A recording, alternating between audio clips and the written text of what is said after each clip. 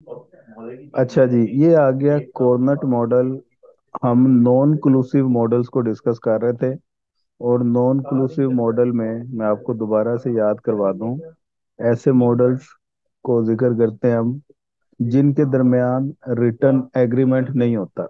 उन्होंने जुबानी मुंह जुबानी कॉन्ट्रैक्ट साइन किए हुए हैं।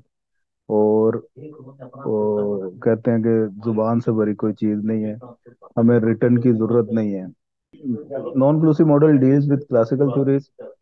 Augustin Cornut was a French economist who presented this model in 1838, and its English translation came to light in 1897। तो कितना पुराना मॉडल है ये? आज से तकरीबन 200 साल बन गए इसको। जी सर, 200 साल, 180 90 साल बन गए। हिसाब लगाओ, 180 साल पुराना मॉडल, वो आज भी हम डिस्कस कर रहे हैं। ये जरा बुक में आपने चेक कर लेना, 1838 है कि 1938 है। जी सर। अच्छा जी, अजम्पशंस आ गई। ये दो बेचने वाले हैं, उनकी आपस में एक जुबानी एग्रीमेंट है जिसकी वजह से डोपली दोनों ने क्रिएट की हुई है। डिमांड दोनों फर्म्स की सेम है, कोई एक सुपीरियर और दूसरा इंफीरियर नहीं है। दोनों की पास प्रोडक्ट भी सेम है, इसलिए दोनों की डिमांड भी सेम है।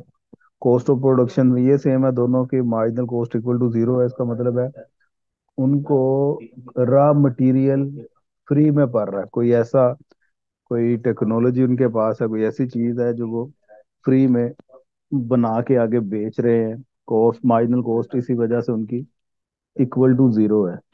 अच्छा, नंबर 5 पे था motive of each firm is to maximise its profit, और उसकी कंडीशन ये होती है M R equal to M C ओ। वहाँ पे प्रॉफिट मैक्सिमाइज हो जाती है। Every firm will not change its output, हत्ता के उसका राइवल जो मार्केट में बैठा हुआ है वो चेंज ना करे। तो साथ वाले ने अगर अपनी आउटपुट चेंज की तो जो पहला सेलर था वो भी अपनी आउटपुट चेंज कर देगा, अदरवाइज नहीं करेंगे वो। Every firm reacts at the action of its rival firm. अपने राइवल के एक्शन पे दूसरी फर्म डिपेंड कर रही होगी। फर्क पड़ता है कि नहीं पड़ता वैसे? जी सर, पड़ता है। होता है सर जी। प्रोडक्ट ये सेलिंग पे फर्क होता है। जी, वो दो साथ साथ अगर बेचने वाले बैठे हुए हैं, वो एक दूसरे पे नजर रख के बैठे होते हैं कि वो प्राइस कितनी रखी हुई है और आउटपुट कितनी है। प्राइस इसने इंक्रीज की है या डिक्रीज की है, उस हिसाब से दूसरा भी अपनी स्ट्रेटेजी बना लेता है। एक का एक्शन दूसरे का रिएक्शन बन जाता है। अब ये डायग्राम आ गई है जी। यहाँ पे ये जो कैपिटल डी डी है, ये कर अज्यूम कर लेते हैं कि ये टोटल डिमांड कर रहे हैं। ये यहाँ पे इन्होंने एग्जांपल लिया है कि मिनरल वाटर दो लोग बेच रहे हैं। वो किसी कुएं के पास रहते हैं, वहां से पानी मुफ्त निकाल रहे हैं, और अपना अपना टैग लगा के वो फिर उन्होंने उसको बेचना शुरू कर दिया है। और ये टोटल डिमांड उस मिनरल वाटर की ये है। अब इस टोटल डिमांड का पहला सेलर क्या करेगा? एग्जैक्टली हाफ प्रोड्यूस करेगा। क्यू ए नजर आ रहा है जी। जी सर। अब एम सी एम आर के जहाँ पे इक्वल होता है, इक्विलिब्रियम वहां पे होता है। यहाँ पे हमने फर्ज किया है कि एम सी वो जीरो है। एम सी कर्व ये होती है, तो ये नीचे होते होते जीरो का मतलब है इस पॉइंट पे पहुंच जाएगी। जी सर। ये जीरो है, तो ये एम सी, इसको आप लेके ये डिमांड तक, ये निकल आई प्राइस, और ये निकल आई क्वांटिटी। एमसी बार अलिया पे बनाने की जरूरत नहीं है, मैंने वैसे ही आपको समझाने के लिए बताया। ये मैक्सिमम पोर्शन है आउटपुट का, इतनी वो आउटपुट प्रोड्यूस करेगा और इसी को खींच के ऊपर डिमांड तक ले जाएगा, और यहाँ से निकल आएगी उसकी प्राइस। तो ये फर्म ए की कहानी हो गई। अब पीछे कितनी डिमांड बची यहाँ से लेके यहाँ तक? जी। जी सर। जी सर। अब ये दूसरे सेलर के लिए ये उसकी टोटल डिमांड है। अब यहाँ पे हम फर्ज कर लेते हैं कि ये इस टोटल डिमांड का एग्जैक्टली हाफ वो प्रोड्यूस करेगा। तो ये वाली कर्व आ गई क्वांटिटी बी की। तो उसने दूसरे वाले ने क्या करना है जी, यहाँ से लेके यहाँ तक इतनी क्वांटिटी बेचनी है और प्राइस वो यही रखेगा। समझे बात? जी सर। जी। एक्सप्लेनेशन है शगुफ्ता, ये भर दो जरा आप। We assume that the firm A is the first to start producing and selling, ये क्या लिखा है, mineral water.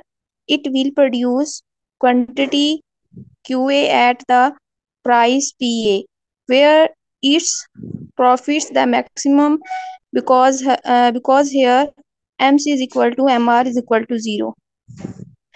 No, no A firm comes into the market and it's assumed that the firm A will go on selling the quantity when it has decided to sell.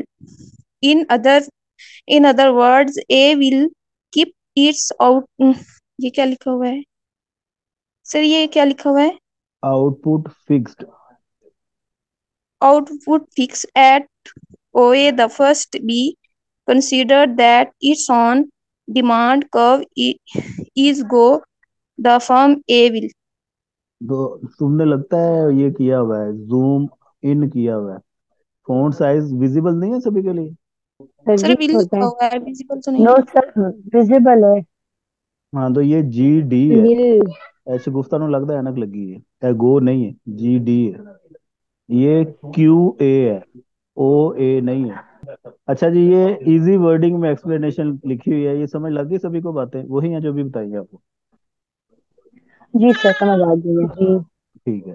Sir ये जो last line है, the firm B consider that it's on demand का Vij GD, तो मतलब कि अगर वो ये कंसीडर कर रही है तो मतलब कि Q3 वो हाफ क्यों बना रही है, मेरा पूछने का तो यही यार हम बंदे की अज्यूम। अपनी प्रोडक्शन कैपेसिटी है ना, वो अपने कैपेसिटी के हिसाब से आउटपुट प्रोड्यूस करेगा। ये उसकी टोटल डिमांड उसके सामने जी दी है। तो जी जी। ये यहाँ से लेके यहाँ तक टोटल कैपेसिटी है, जिसमें से उसकी अपनी प्रोडक्शन कैपेसिटी क्यू बी तक है, तो वो इतना ही प्रोड्यूस करेगा। ठीक है। क्रिटिसिज्म इस पे क्या है, एम एस आप कर दो उधर। Criticism: despite stability of model, following are the criticism against the model. पहला है, the firms do not learn from past miscalculation of competitors' reactions. The model assumes that each firm keeps its output constant, but actually quantity competition emerges, which drives P down towards the competitive level.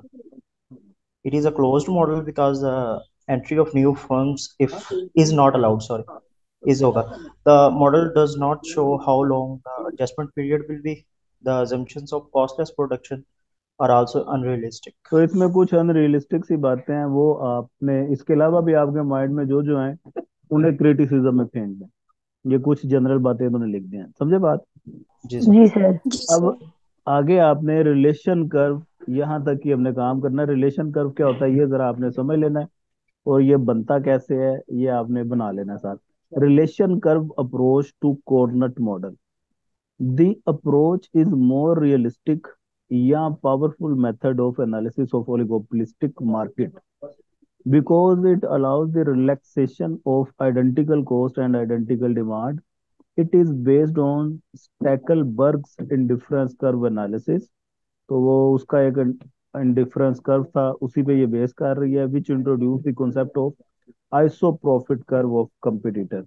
We will first establish the shape of isoprofit for substitute commodities, and from these curves we desire reaction curve of coordinate dualistic and oligopolistic market.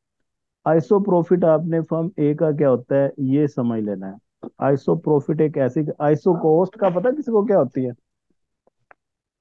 इससे पहले हमने iso cost करके आए हैं ना consumer behaviour वाले chapter में, शुरू वाले चैप्टर में। शुरू से कौन है जिसने आप में से क्लासेस स्टार्ट की हैं?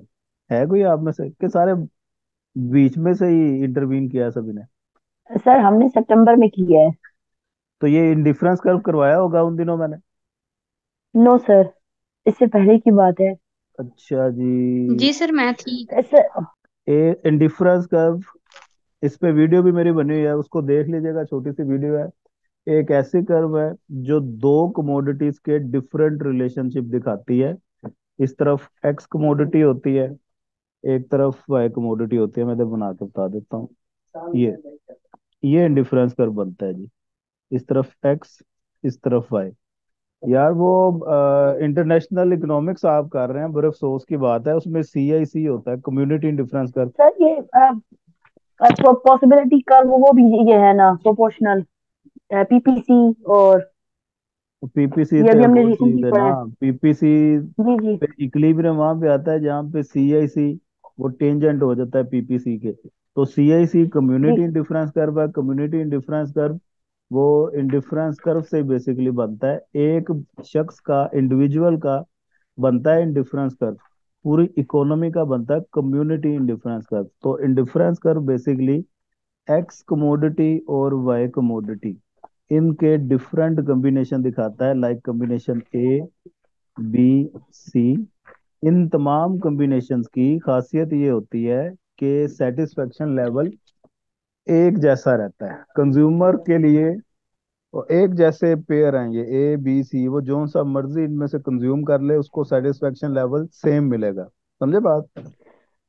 जी सर, बिल्कुल ये है, it shows different in combination of two goods with which equal level of satisfaction to the हाँ, nation. Which gives equal level of satisfaction, इसीलिए इसका नाम इंडिफरेंस सर कर्व है। आइसो कास्ट में तो वो होता है ना, इनपुट लेबर और कैपिटल के जो वो होते तो हैं आइसो पेयर्स आइसो वो कॉस्ट आ गई इक्वल ना। सेटिस। अब ये इन जी। पेयर्स में ABC में कंज्यूमर इनडिफरेंट है, इसीलिए इसका नाम इंडिफरेंस कर्व है। वो फर्क नहीं कर रहा कि कौन सा बेहतर है कौन सा नहीं बेहतर है। इसी तरह कम्युनिटी इंडिफरेंस कर्व पूरी इकोनॉमी को, ये A B C एक जैसी सेटिस्फेक्शन दे रहे होते हैं, इकोनॉमी फर्क नहीं कर पा रही कि A बेहतर है या B बेहतर है या C बेहतर है। उसके लिए फिर PPC देखा जाता है जहाँ पे बराबर हो जाए, वो वाला कॉम्बिनेशन इकोनॉमी खरीद लेती है, प्रेफर करती है। अब आते हैं ये आइसो प्रॉफिट कर्व पे, जिसका ये जिक्र कर रहे हैं मॉडल वाले। आइसो प्रॉफिट एक ऐसी कर्व है जो दो सेलर्स की डिफरेंट क्वांटिटीज को, उसके डिफरेंट क्वांटिटीज के कॉम्बिनेशन दिखा रही है। वो तमाम combination same level of profit provide कर रहे हैं नेशन वन को। समझे बात के? रिपीट कर दूं? जी सर, सर समझ एक आ दफा गई। रिपीट कर ये दें। देखें, quantity of B, quantity of A, दो सेलर्स की डिफरेंट क्वांटिटीज के कॉम्बिनेशन दिखा रही है कर्व। इन तमाम कॉम्बिनेशन पे फर्म ए की सेटिस्फेक्शन सेम है। इस पॉइंट पे भी उतनी सेम सेटिस्फेक्शन मिल रही है, इस पे भी, इस पे भी, इस पे भी, इस पे भी। तो सेम लेवल ऑफ सेटिस्फेक्शन के पॉइंट्स को जब आप मिलाएंगे तो iso cost, iso profit curve बनेगी। जी सर। लेकिन इंडिफरेंस कर्व की शेप ये होती है और आइसो प्रॉफिट की शेप ये होगी। ये आपने फर्क जेहन में रखना है। ओके। जी सर सर, इस शेप का नाम क्या है? एक कन्वेक्स होती है, एक कनकेव होती है। ये कनकेव है। हाँ जी सर, यही मैं पूछ रही थी। हाँ, मैंने भी समय लग गई। This to profit curve. अच्छा जी, अब ये देखें, ये पॉइंट ए है। सबसे पहले ए पॉइंट में फर्ज करें कि इसकी आउटपुट इतनी है और फर्म बी की आउटपुट इतनी है। अब ये तो आपको पता है ना कि एक अगर अपना कोई एक्शन दिखाए तो दूसरे ने भी उसका रिएक्शन दिखाना है। जी सर। ए अगर अपनी आउटपुट कम करेगा तो बी फिर उसका फायदा उठा के आउटपुट को ज्यादा। ज्यादा कर देगा। तो ये बी कॉम्बिनेशन आ गया। ए अगर इतनी आउटपुट बनाए तो बी यहाँ पे ले जाएगा। ए मजीद अगर कम करता है तो ये मजीद ज्यादा ले जाएगा। तो ये आ गया पॉइंट सी। ठीक है। इसी जी जी सर। सर। इसी पैटर्न को आप रिवर्स कर लें तो ये डी और ई पॉइंट भी बन सकते हैं। लेकिन इन पॉइंट्स को अगर आप मिला देंगे तो ये आइसो प्रॉफिट कर्व बन जाएगी। ओके, जी जी सर। सर। ये फर्म ए की है, तो ये पहला आइसो प्रॉफिट है।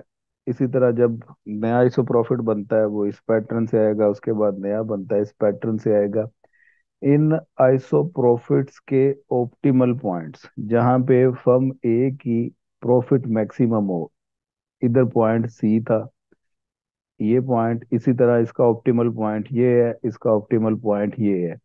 इन ऑप्टिमल पॉइंट्स को अगर आप आपस में मिला दें तो बनेगी रिएक्शन कर्व ए की। रिएक्शन कर्व ये बनी है आइसोप्रोफिट कर्व से मिलके। ये रिएक्शन कर्व फॉर्म ए की होगी। यहाँ तक समझ आ गई बात? जी सर। जी। अच्छा जी, कुरतुलैन, ये इसकी एक्सप्लेनेशन रीड करो जरा। Her firm A is decreasing its production. The reason behind this is as B increases the output, the supply of product increases in the market while demand remains the same. This disturbs the profit margin of firm A. In order to maintain the profit margin, firm A keeps on reducing its output after attaining the optimal profit level. A shift its ISO profit curve from A1 to A A1 to A2. The optimal point of firm A goes to the left side. By joining the optimal points of ISO profit curve of firm A, we get the reaction curve of firm A. Ji, pi A1 से A2 पे shift होंगे इस optimal point से इस पे, फिर इसी तरह इस पे शिफ्ट हो जाएंगे इनके ऑप्टिमल पॉइंट्स को मिलाने से। ये रिएक्शन कर्व बन गई है फर्म ए की।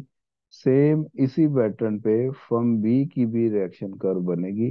वो फर्म बी की शेप आइसो प्रॉफिट की वो थोड़ी सी चेंज होगी। वो ये होगी। अगर ए अपनी आउटपुट यहाँ पे रखता है, अब बी के पास दो ऑप्शन है, या तो इतनी प्रोडक्शन दे या इतनी दे। ए अपनी आउटपुट इंक्रीज करता है, फिर इसके पास दो ऑप्शन है, या इस पॉइंट पे प्रोडक्शन दे, इस पॉइंट पे प्रोडक्शन दे। बी फर्म का ऑप्टिमल पॉइंट, इसे सी डैश मैं कह देता हूँ, ये है। समझ लगी बात? जहाँ पे फर्म बी की प्रॉफिट मैक्सिमम है वो ये पॉइंट है ना। जी सर। जी। जी सर। अब इसी तरह ये इसके आइसो प्रॉफिट कर्व वो इस पैटर्न से शिफ्ट होते जाएंगे और इनके ऑप्टिमल पॉइंट्स, पहला ये है, इसका ये है, इसका ये है, इनको मिला दें तो रिएक्शन कर्व आ गया फर्म बी का। ये रिएक्शन कर्व सर ये ऊपर फर्म, से नीचे आएगा। जी ऊपर से नीचे आ रहा। सही। अब इक्विलिब्रियम ऑफ कोऑर्डिनेट मॉडल, ये explanation, optimal point of firm B goes on to right सर जी हम साइड। यहाँ पे पाई A1 पाई A2 पाई A3 ऐड कर सकते हैं रिएक्शन कर्व बी के साथ। ये ले जी, पाई A1 डैश कह दें इसे, पाई A2 डैश कह दें, पाई A3 डैश कह दें। इनको by joining the optimal points of iso profit curve of firm B we get reaction curve of firm B. अब आपने आगे इक्विलिब्रियम की हेडिंग देनी है, equilibrium of coordinate model. Equilibrium उस पॉइंट पे होगा जहां पे reaction curve of firm A and reaction curve of firm B, ये दोनों एक दूसरे के इक्वल इक्वल हो जाएंगे। तो equilibrium of coordinate will take place at a point where reaction curve of form A and B intersect each other. It is a stable equilibrium. और provided that A's reaction curve is steeper than B's reaction curve, तो ये हमें नजर भी आ रहा है A का reaction curve वो steeper है, ये A का reaction curve है। B का reaction curve वो जरा flatter है, ये ऊपर से नीचे जा रहा है, ये नीचे से ऊपर गया था। याद है बात? पॉइंट ई पे इक्विलिब्रियम आ गया, ये इक्विलिब्रियम क्वांटिटीज आ गई। ए अगर इतनी क्वांटिटी प्रोड्यूस करे, बी इतनी क्वांटिटी प्रोड्यूस करे, तो दोनों अपने अपने साइड से मैक्सिमम प्रॉफिट अवेल करेंगे। ये दोनों का ऑप्टिमल पॉइंट है। इसलिए ये कोऑर्डिनेट मॉडल का इक्विलिब्रियम है जहाँ पे तमाम फर्म्स ऑप्टिमल प्रॉफिट या मैक्सिमम प्रॉफिट अटेन कर रही है। जी। रिएक्शन का वो firm A and B intersect each other at point E which in equilibrium point to attain the firm A will produce quantity A and firm B will produce quantity B output of the market। तो यही बात लिखी हुई है यहाँ पे। आपका ये मॉडल कंप्लीट है और सिर्फ ये मॉडल ही आज आपने करके आना है, और अगला मॉडल वो आपको फिर मैं कल करवाऊंगा। ओके जी, जी जी सर। सर। वीकेंड एंजॉय करो। Happy birthday to you. Thank you sir.